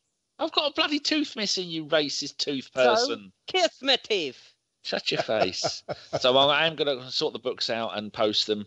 And also I'm going to sort out the prizes from 2 seasons ago and then see who's going to win what. So it's still all here, people. Don't calm yourself. Chew your bones, as Ian Wright would say. Right, first question. This will go to you, Geoff, from our very own colonial cannon, Mr. Shredder. He says, Mesut obviously is the worst player ever for Arsenal. Why did his header accidentally go in yesterday? We all know he doesn't care. I love it. Is that a statement or is that a question? No, he's being sarcastic, obviously, isn't he? He's right to as well, mate, because you see all those people on Twitter lambasting him and saying he's absolutely shit when he's obviously not shit. So well done, Shredder. Good shout, mate. Okay, I was going to give this one to David, but I won't. I'll give it to Karl because David can have the next one. From Jacques, our Haitian sensation. He once told his wife that we call him that and she was embarrassed. He says he lives in New York, Boston. He says, would you mind going back to a back four, Karl, so we can give Jackson more time, even if it would affect our, in quotes, defensive stability? I know one person doesn't trump the whole team. So as much as I really want to see Jack play, at the moment the three at the back's doing well. So I'd rather keep that at the moment. And let's face it, Arsenal need defensive stability because we're not the best at defending at the best of times. So I would rather keep the back three until it's not working anymore, and then after it stops working, then we go to a back four. Okay, good, concise. Ian, this Jason, Chris, that's how you answer a question properly. You don't make it about you. Right, a question for you, David, from Mr. Arsenal 93. Always comes up with some interesting ones. I've tried to answer this myself, but I can't. He says, which ground would you visit again that you have only ever been to once in your life? Now, while you're thinking about this, I thought, well, grounds I've been to only once. West Ham, gone. Bolton, gone. QPR was quite good. I've been to QPR more than once. Watford, I've only been to once. Didn't really like it. Havant and Waterlooville, I've been to. have you got an answer yet, David, or shall I carry on? I had one already because I saw him ask the question earlier. Damn. Cool. There's only one, I'm afraid. It's the Hazel. I was there in 1980 when we got beat on penalties by Valencia. It was a tumble down. The Cup Winners' Cup. Yeah, final. The final. Yeah. It was Where's a tumble this? in the Heysel Stadium in Brussels. I thought you said Hazel. Well, yeah, that's Heysel, I was thinking whatever. nuts. Yeah. But yeah, it was that anyway, because it was a crumbling dump of a stadium then. And obviously, in light of what's happened since, I would love to go back there now and experience what it is like these days and kind of, if you like, exercise the demons of that night. That was one of the worst nights of my life. Anyone else got a question? Gimli, you don't go to games, so it doesn't count. Karl or Geoff? No, fuck off. I'm gonna, you know what? Believe it or not, I've only been to the Bernabeu once, and that was the 1-1 game when we should have beat them as it happens. It was 1-1 that game, or did we beat them 1-0? I can't remember. We beat them 1-0. What's 1-0? That's right, Omri. Yeah. Sorry, I beg your pardon.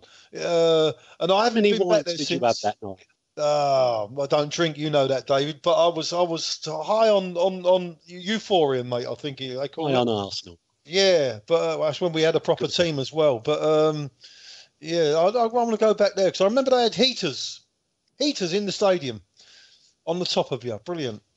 I didn't know the stadium's in Belgium. Gimli, have you got one then? No, dickhead. One person, one question. What a part of quickfire do you not fucking understand? Or are you actually a retard? Oi, you're quite horrible. I'll have that bloke send me another message complaining that you're bullying me. Stand up for yourself, Dan. No, it's an absolute disgrace. So is that you admitting that you're that I've been picked on. I'm not fat. How dare you? Jim, what about Merthyr Tydfil? You been down there or not? Yeah, no, I've been down and watched a Merthyr game. Absolutely terrible. Poverty. But no, if it was one for the stadiums that I've been to that I've only been to once, I've only out of the stadiums been to. I'll probably go Home Park, Plymouth. Plymouth. Shit. Yeah. Did you have one, Karl? Because it is an interesting question. No, I've been to a few stadiums sort of dotted around. I've loved all of them. I think I loved the old grounds. I'll tell you what ground I did like, even though I didn't like the result, was when was it 2 seasons ago when we went to Sheffield Wednesday and we lost 3-0. It was a typical old ground. Like it's just a quintessential old football ground, and it took ages for us to get up there and ages for us to get back. And you got there and like the passageway was all narrow. It was a lovely ground. It really was a nice ground. It was like there was nothing modern to the stadium whatsoever. Like nothing at all. I think the most modern thing in the stadium was the floodlights. Like genuinely was like that. But no, I enjoyed that ground. I don't know why, but I did like that ground. Okay, right, Gimli, one from James Howson. It says Monreal has been our player of the season so far. So far, I feel his forays into attack leave us exposed at the back. Should he stop doing this? No, I think that he's been fantastic so far this season. I see no faults in his game. I think he's been superb and one of the players of the season so far, even though I think he was probably one of the unsung heroes from last season and probably the season before that, the way he can play play at centre-back. He's just been a brilliant player for us. So, no, keep what you're doing. Long may it continue. Fantastic. Lovely. Right, one for you, Geoff, from Kai Fletcher. He says, can we keep this 3-4-3 style after this season? Cos permanently injured, Per retiring, Nacho and is not really a proper centre back, although he is playing there. I mean, he's not put this here, but then we've got Chambers and Holding, who he doesn't seem to really like. Well, Holding gets games, but Chambers doesn't. And he says we would have to buy at least 2 more centre backs, which I can't see happening. If we do continue to play that formation, I think we do need a few players. Yes, of course, they're getting older, but you know what? We're going to have to replace them anyway, no matter if we go to a 4 at the back or whatever. But I think the way the football's gone at the moment, I think we were suffering, wasn't we? The back end, just before the back end of last season, before he made the change. And since he's made the change, we haven't done too bad. So I think he's going to stick with it for the meantime, isn't he? Very good. Right. Joe V82, who is a regular in the ABW radio chat window, says this for you, Karl. How hard is it to watch Arsenal now and not think of the inevitable departures of Sanchez and Ozil? I think if it was a surprise, then it would have been worse. But the fact of the matter is that you know it's coming. You know it's going to happen. If it doesn't happen, that would be more of a surprise. So the fact that we know it's going to happen and we're building up to it. So at the end of the season, when it comes to an end, they end up signing for another team or club or wherever, however they're going to announce it. We don't know how it's going to announce, but, I think the euphoria of the World Cup is going to sort of mask over it a little bit. But, we know it's going to happen. They need to be replaced. There's nothing we can do about it. There's no point worrying about something that you have no effect on. You can't change it. So just accept that it's, we're not going to keep them. We're going to have to sign other players, hopefully better players who want to play for us, players who will give their all. I'm not saying that these two don't, but players that will, want to play for the Arsenal. It's a privilege to play for this club. It's a privilege to wear the shirt. If these guys, they've done it and they don't want to do it no more, good luck to them. We move on. Arsenal Football Club will be here after they leave. They were here before they left. So let's just accept it and move on. Okay, well, this is a question for everybody to think about. I want a quick answer after the questions from Mr. DJ. If the panelists had one question to ask Kroenke at the upcoming AGM, what would it be? So one quick answer from all of you at the end of the questions. Right, one for you, David, from Josh Robinson, 87. How do we get the best out of Xhaka? And he also asks about that Ozil being linked to Man United. Have we got any chance of keeping him? We've already covered that. So how do we get the best out of Xhaka? In terms of Xhaka, it's a matter of time, isn't it? They need to continue to invest in his development on the training ground, and they follow these guys and what they're doing, and they keep them their diets absolutely sorted out from day in to day out. They analyse exactly how much work they're doing in training, how much they do during matches. They'll be doing video analysis with them, working out the things that they do well and the things that they've got to think about now doing differently. So that's just a time thing. You can't just say to Granit Xhaka, look, you're going to be a better player in a year and expect him to work it out for himself. He'll have all sorts of help in doing that. So I have no doubt whether he'll finally make it. I do have some doubt about, but at the moment, cut him some slack. Okay, another one on Xhaka. Gimli from AB Changazi says, why is Xhaka constantly making mistakes, in brackets, giving up possession this season? He wasn't poor last season. #confused. Well, it's a good question. I don't think he's necessarily been that bad this season. He's a good passer of the ball. We all know what he brings to the table. It seemed like he had a bit of a bromance with Kolasinac. I don't know why he would be any worse than he was last season. I think maybe... I don't know, he is. No. I agree with that. He's not better than last season. So it's a shit question. Sorry, mate. Move along. we're only 9 games into the season. It's not the end of the world. Thanks, Geoff. I was dying on my arse a bit there. Right, 3 more questions. The first one to Geoff from Bobby. Check your booty. And that is, he said he confirmed that's what it says on his birth certificate. He says both Per and Jack are apparently doing their coaching badges. Which player in the squad would you like to be part of the setup?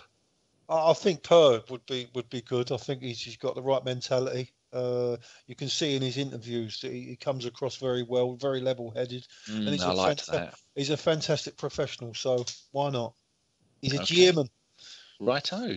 For Mr. Diwali himself, Double D Ravioli. This is for you, Karl, and he called you Chris then. So if he has the same later at the beginning, I'm fucked. He says, is there any way we can convince Ozil to extend his stay? I know we talked about this a little bit, but have you personally got any ideas on what we can do? If you want to use an array of German-based meats, feel free. I think money talks. I genuinely think money talks. If you offer him more money than any other team is going to offer him, then he's going to stay. If, I don't know, Bayern Munich are going to offer him £100,000 and we're going to offer him £300,000 or £400,000, for the time being, I think he's going to stay for a 4-year contract. Of course, why would you not stay for £400,000? I think what we, as fans, we look at this as, it's a privilege for us to play for Arsenal. These players don't support Arsenal. They're mercenaries. It's a job to them. So the fact that, they're playing for money, just like any other job. This is a job to them. Playing football for them is just a job. So you offer them more money than anyone else, I think they'll stay. And also, he's only 29 years old and he doesn't rely on his pace. And imagine if he did sign a new 4-year contract, he was here until he was 33. Even then, he's still got time to maybe go back to somewhere like Werder Bremen or Schalke or somewhere like that where he's played before. I'm sure there is 2 ex-clubs. You called them Schalke. Well, because I can't. It's German, isn't it? I like to hear them say some stuff that I can't. Schalke, Danny, not Schalke. Well, why have they stuck a fucking E at the end? Because it's their own fault. Where the fuck did you get the L from? It's got an L in the middle of it. SCHAKLE, isn't it? No. Oh, piss off. I don't know. They're spelling it wrong. All right, one for you, Mr. Holick, from Gooners in the USA. It's probably Mike because it's a stupid question. Have you been on their podcast yet? No. No, you were having a little chit chat with him. No, to be fair, he did invite me, and it was a particularly bad time for me. Yeah. So I will do. I'll be on there one time, especially for Mike. Are you going to go on there, Geoff? Goonies in the USA with Mike and Andy? They're brilliant. I'm sure Jeff's left the building. Is Geoff gone? Oh dear. Okay. Right, I'll ask you your question, Oleg, and then that's because you're mean to them. They're scared by your gingerness. I love them. Jeff's back online. I'll add him in a second. Right, one for you, Mr. Holick. He says, if you knew Arsenal would win the Champions League, but as a result you could never drink another Guinness again, would you take the deal? Oh, man. Oh, you want a quick answer to this, don't you? The quick answer is obvious. Everybody who knows how much I yearn to see big ears lifted knows that a pint of beer does not feature in the same universe. It's the one thing I have not seen us win in the flesh. And I still am absolutely certain it is going to happen. But don't ask me when. Can I ask you a quick question, David? Of course you can, mate. I was having a chat the other day on Twitter about something similar about the Champions League. Yeah. Would you give up the Invincibles for a Champions League? Well, these hypothetical questions are kind of a bit of a nonsense, really, aren't they? Would you sacrifice it? Would you write it off and say no? Right, we didn't. Would you give it up for a Champions League? I.e., in all honesty, what do you no. think's better? In all honesty, no, but I would qualify it by saying I cannot believe that the Invincibles didn't win the Champions League that year, bearing in mind you had a Monaco-Porto final. I find that absolutely unbelievable because we were far and away the best team in Europe, maybe only for 12 months, but we didn't capitalise on it. And you look at that side now and it just... don't get me started on it, Geoff. I know, but you know what? I would never ever give up that because that Invincible that won't be done again. I promise you. I can't ever see that be done. That's right, in modern day football. But we have got a chance. All right, obviously not this year, but if you're good enough, you have got a chance to win the Champions League every single season. It'll come, but it won't be under this owner and it won't be under this manager. You could be right. I think you sir. I wouldn't swap it. Right, going back to Mr. DJ's question, if we could all ask Stan Kroenke one question. Gimli, have you got yours? Yeah. What? When are you going to fuck off? Excellent. Karl? What is this catalyst for change you was on about? Ooh, look at you being all sensible. David? Under what circumstances would you consider selling up and to whom? Oh, look at you. You can tell you're a blogger extreme. Geoff? Mr. Kroenke, is it true that you have leveraged your shares and whatnots at Arsenal Football Club in your project that you're doing in LA at the moment? Fucking hell. I'm ashamed to ask my question. And what is yours? Should we shoot more? Gimli, predictions and shout-outs. Yes, lovely. Our next game is Norwich at home, and I'm going 2-0 Giroud. Oh, a little bit of information first. They are 6th in the Championship, 9 games unbeaten, and 6 clean sheets in those 9 games. Lovely. Let's have your prediction. 2-1 Theo. Lovely. Geoff? I'm going to go 2-0. Giroud. What was yours, Gimli? Down memory lane. 2-0 Giroud. Ah. Hey, Geoff, that's a blast from the past, isn't it? Do you remember? It's been a while. That was your hashtag for a while. Geoff, 2-0 Giroud. 2-0 Giroud, mate. Is that the first time I won it or the second time I won it? I can't remember. Oh, listen, there's so a bloody fucking Terry Tough cunt over there. If you could only see me now, mate, I swear to God, I've got my arms wide, you know what I mean? Where's your trophy, Geoff? Still in the pride of place on the mantelpiece? Yes, mate. I ain't got a mantelpiece. You won't let me have a mantelpiece. It's very much more ultra modern now, but I've got it. I've got it somewhere. I can see it. Don't worry. Special. Good. Karl? 2-1 Theo. Lovely. David? 3-2 Olivier. Lovely stuff. And we'll go straight on to shout-outs this week. And Hold on. Swansea. Oh, is it Swansea? Saturday 3 p.m. They're 15th in the Premier League. They've got their shit, but they've lost 1 of their last 6 away Premier League games, and in that they've kept 4 clean sheets. I don't know if you noticed, Gimli, but Fabianski actually got a FIFA form card as well from that. Did he really? No, hang on a minute, Danny. I'm not having a word of that. Swansea, shit. I'll come up there and I'll see you, lad. They're not a bad team, let me tell you. Oh, Lord. I've gone 2-2 Abraham. Okay. Geoff? I reckon, I think it'll be a tight old one. I fancy 2-1. We are at home. 2-1. Yeah, very true. Of course, I should know that, shouldn't I? Will you be there in case anybody wants an autograph or a hug? I'll definitely be there, but no one recognises me because I don't blast myself on Twitter. So, hey. No, I think we'd dispatch them quite easily. 3-1, and I will go with Lacazette. Karl? 2-0 Lacazette. And David? That leaves me the one in the middle. 2-1 Lacazette. And I'm going 3-0 Lacazette. Lovely. Shout-outs then. And I'll go first. I've got 2. I asked people on Twitter who would like my shout-out. And someone from the radio show in midweek who is at JOVE82, who is Jonas82 on Twitter. And he said, me for living in a fucking De Bruyne company, Hazard, Fellaini, Lukaku, Vertonghen, Alderweireld, Courtois, Wonderland. And the second shout out is to at MW Harris 28, who said a shout out to an Oxford Gooner. So I dip my hat to a fellow Oxfordian. Danny. Has anyone else picked a Josh? No. No, okay, right. It's our very own Josh, who it used to be the real Josh Daw, and then some shitbag because I kept going for the fake Josh Daw. So Akib made up the at fake Josh Daw. So Josh changed it. It's now BNJOSHED. I'm not sure if he's going to get Wi-Fi in the dungeon that he lives in. No one's ever seen him in daylight. He's almost translucent because of that, and he's a fellow ginger Gim. So happy birthday, Josh, and cheers for ginger. Shut your face, and cheers for all the stuff you've done for us over the year. Yes, thank you very much, Josh, and a happy birthday to you. Are you accusing someone of not ever seeing daylight, Danny? Yes. Oh, I have a window. Josh doesn't. Jesus. I know, left David. the house 2 weeks ago. How dare you?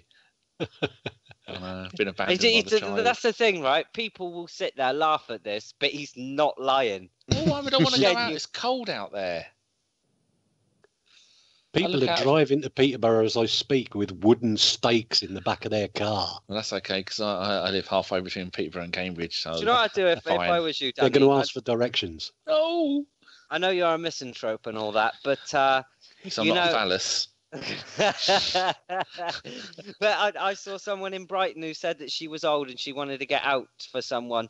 So was there anyone that would like to take her out for a roast dinner? I think you should put that on Spotted Huntington and go, oh yes, my name's Danny. I don't see many people, but I'd like to get out and see a roast dinner. You look at it, Danny, from your point of view, that's a day out and food. Winning. I do see people most days of the week. I have Anna and Ren. But you don't Tammy. go out the house to see them. So they come here every Friday, and I have my mum around. Why don't you go to them? What? Shout outs. Oh yeah, he's picking on me again, people. But why don't you go to them? Well, because they got big steps at the front of their house, and they can't get rid of the smell after I've been there. Bit of 2x4. That'll sort that out. Hashtag piss flaps. That's why. That's no pit flaps. Do you know what? I don't know if anyone's told you this before, Danny, but you need to start standing up for yourself. Oh, no, it's an absolute disgrace. Right, get on with it. That's completely thrown me. Shout outs. Jeff. He's yeah, all right. Jeff! I'm opening Twitter at the same time. I'm not very good at multitasking, a man of my age. So anyway, this could be dodgy because if I open Twitter, I'm normally getting cunted. So I'm just going to go to the last. I'm going to go to the last one that's tweeted me, and hold on. Let's have a look. Oh yeah, that's not too bad. Mike Hall, as it and a bad lad. MHALL Scouse _ decent Arsenal fan. Always had good interaction with him. Give him a go. Lovely stuff. Oh, love that though, Jeff. I'm always getting cunted. David. We were talking about Mike and the USA podcast earlier. When he came over last year, there were a whole bunch of people who came over at the same time. One of whom was Tom Brinkhoff, who tweets as at RVA Gooner. So, yeah, Tom, nice guy. Do have a word with him. Do exchange with him. Lovely stuff. And finish us off, Karl.